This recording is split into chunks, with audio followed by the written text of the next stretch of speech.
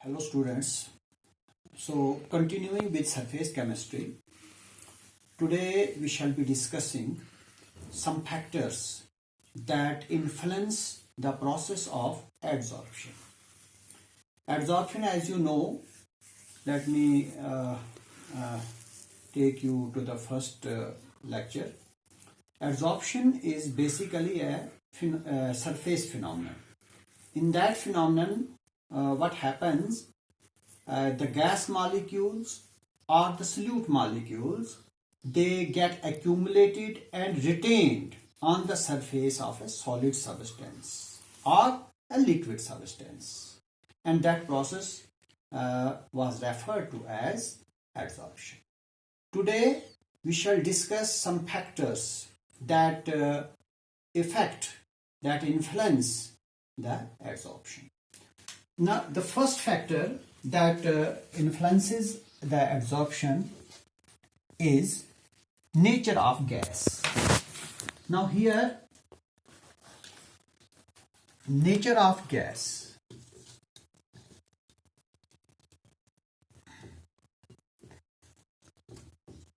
By gas, here I mean the adsorbate, because as you know,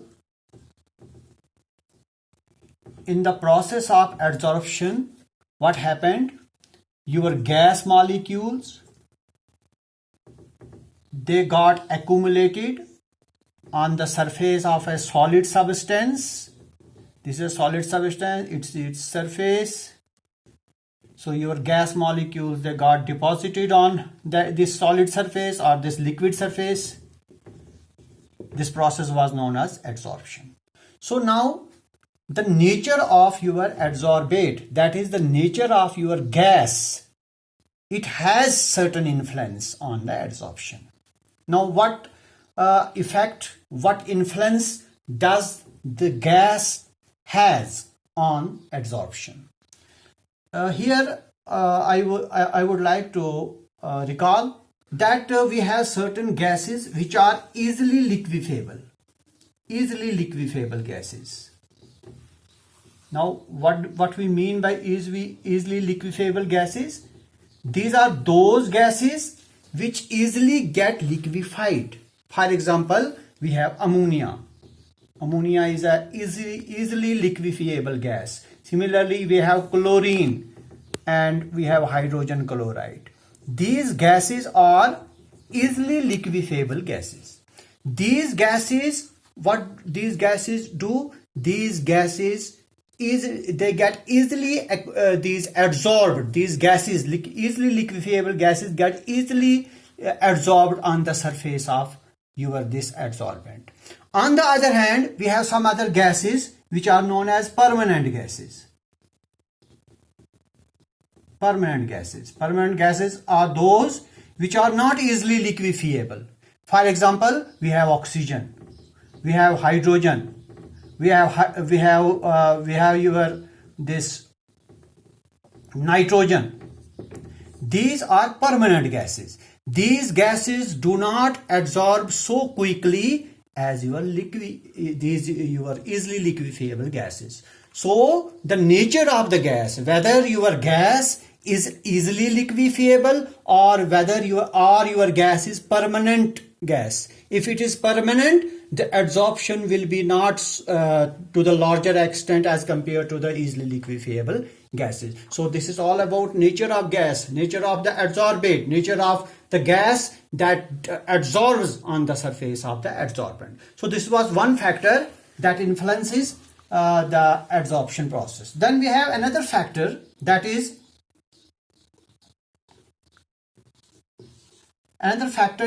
nature of adsorbent.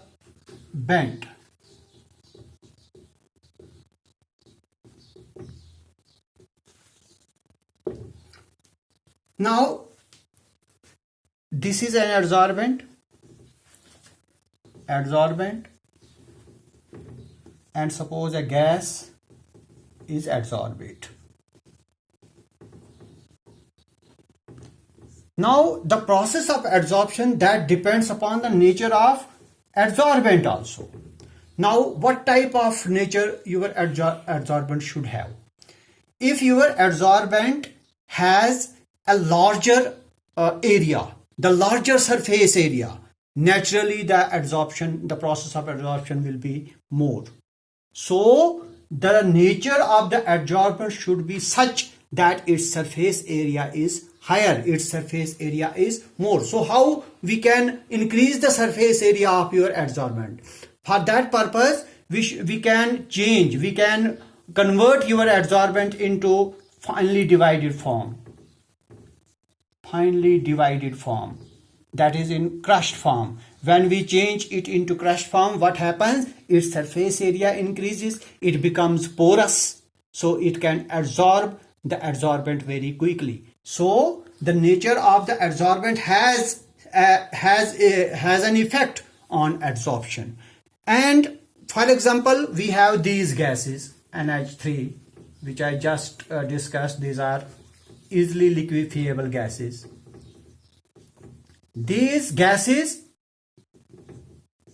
when act as adsorbates, they get absorbed on the surface of adsorbent if your adsorbent has more that surface area. For example, if we have finely divided nickel, we have finely divided your cobalt, or finely divided any other metal, then the process of adsorption is more effective. So what we do, since we are passing through a pandemic, and in this era of pandemic, we are using gas masks. So those gas masks have larger surface area. Those contain finely divided nickel, finely divided cobalt, finely divided metal, so that more and more poisonous gases can be absorbed in those surfaces, and we may get rid of this pandemic. And the poisonous gases, the virus that we are facing at present, we can prevent ourselves from that. This is the pandemic that we are facing. So what we do, the poisonous gases, the virus is also a kind of a disease that should be prevented from going into our eyes, from going into our mouth and nose. So for that purpose, what we are doing? We are using gas masks. What are these gas masks doing? They are preventing the virus to come in contact with our nose and mouth. So your nickel, cobalt, your metal, these should have larger surface area, so that the process of adsorption should be higher. Now these when a gas adsorbs on the surface of metal, please remember this, when a gas is adsorbed on the surface of metal, that process is known as occlusion. So what is occlusion now? It is a special term that has been used for a special kind of this adsorption, in which what happens, the gas molecules, the adsorbate molecules, they get adsorbed on the surface of metal. Such adsorption is known as occlusion. So this is all about nature of adsorbent. Then we have another factor that affects the adsorption, that is temperature. Temperature is basically inversely proportional to adsorption, or the rate of adsorption. Now what it does mean? It means that if we increase the temperature during the process of adsorption, what happens? The rate of adsorption becomes less. That it has a reverse effect. So increase in temperature, that decreases adsorption. For example, if we have an adsorbate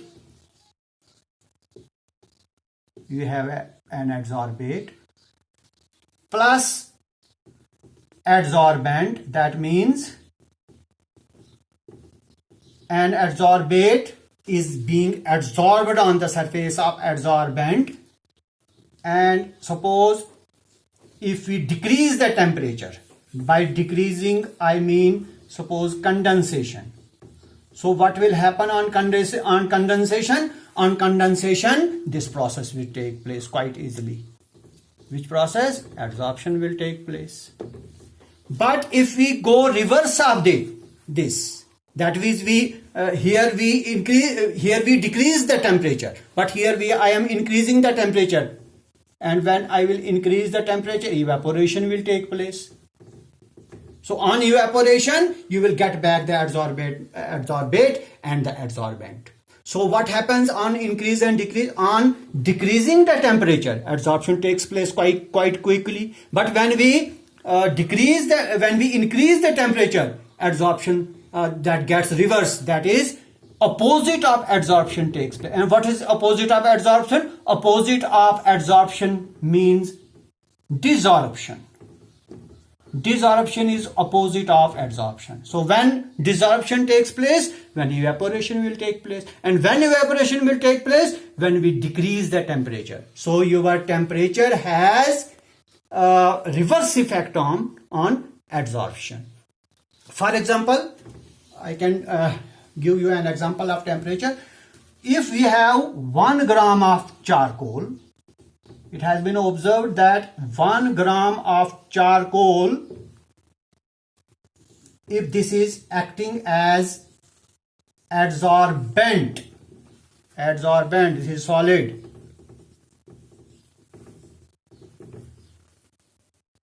What happens if 1 gram of charcoal is there?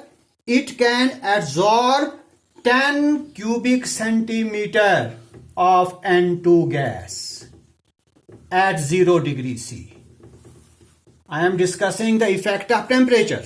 It has been observed that 1 gram of charcoal, that is your adsorbent, it can absorb 10 cubic centimeter of nitrogen gas at this temperature. But what happens if we increase the temperature? Rather decrease the temperature. Suppose we decrease the temperature, suppose we bring it to minus 20 degrees C. What happens? Your 20 cubic centimeter of nitrogen gas gets adsorbed on 1 gram of charcoal. So your temperature has negative effect on adsorption. Rather positive effect, because at 0 degrees C, 10 cubic centimeter of nitrogen got adsorbed on 1 gram of charcoal. But what happened when we decreased the temperature to minus 29 degrees C? Instead of 10 degree cubic centimeter, 20 cubic centimeter of nitrogen got absorbed. So lower the temperature, higher will be the absorption. Higher the temperature, lower will be the adsorption. So this was effect of temperature. Now moving to effect of pressure.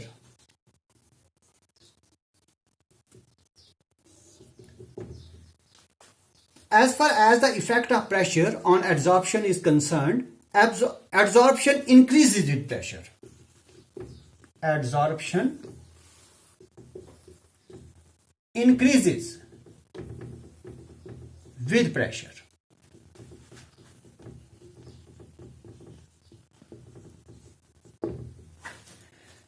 And becomes maximum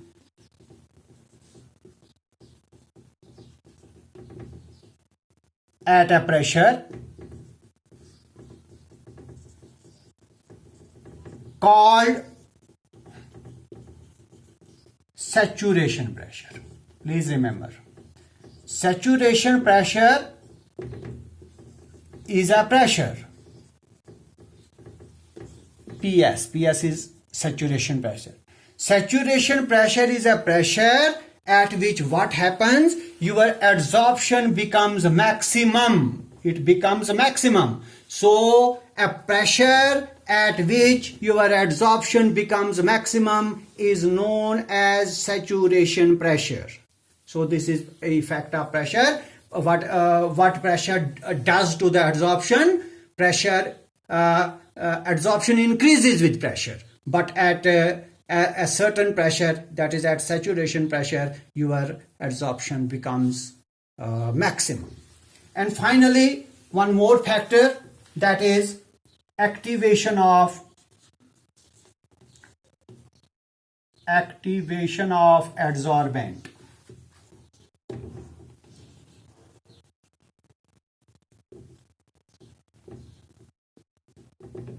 Now what we mean by activation? By activation we mean, suppose we have an adsorbent here. This is adsorbent and an adsorbate